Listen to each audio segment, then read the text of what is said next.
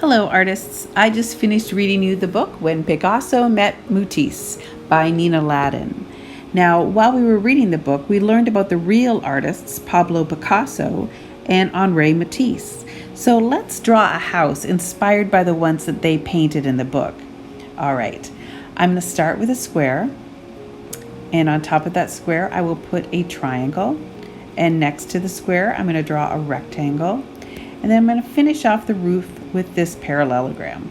All right, now I'm going to add a tree, and then I want to draw in the horizon line. That's the line where it looks like the sky and the earth meet, like where the sun sets at night.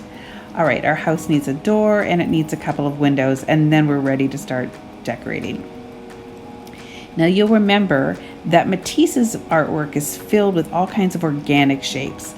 Lots of leaves or flowers, stars, things that you would find in nature. Sometimes he painted these shapes. When he was older, he used cut paper to create his art, using still all these organic shapes. So let's start putting them in our house.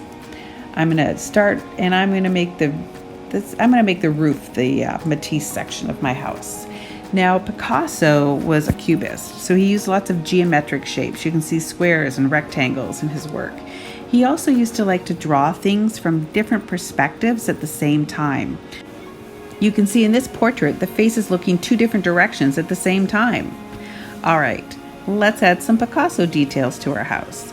I think I'm going to put an eye here and a nose here. Why not? Down here, I'm going to put half of a smile and then a closed eye. And then I'm going to fill in the rest of the house with different shapes.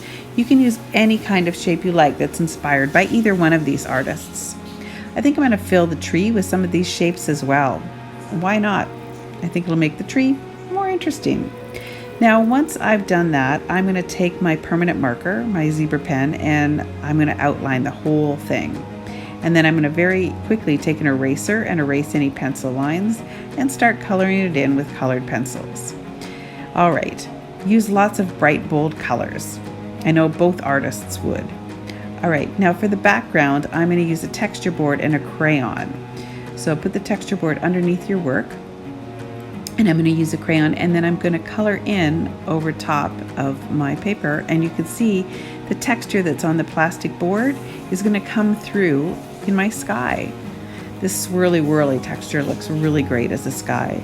Now you can use any kind of texture board that you like. There's lots to choose from. I'm going to use a different one to do my grass part here with a green crayon. If you don't want to use the texture board too, that's okay, it's up to you. But do your very best to color in and make sure that you use the whole page, that you don't forget to color right to the edge of the paper. All right, I think we are just about finished. And I think I forgot to color in the doors. So I'm going to color in the window and the door. I'm going to use the crayon for this, and I think I'm going to make my door, I think I'll do it bright yellow, and I'm going to use the pencil color for that. And then I am going to take my marker and add a doorknob and some trim on my door, and then there we have it, our very colorful, artist-inspired, crazy art house. I love it. I hope you have fun making this project. Go forth and be brilliant.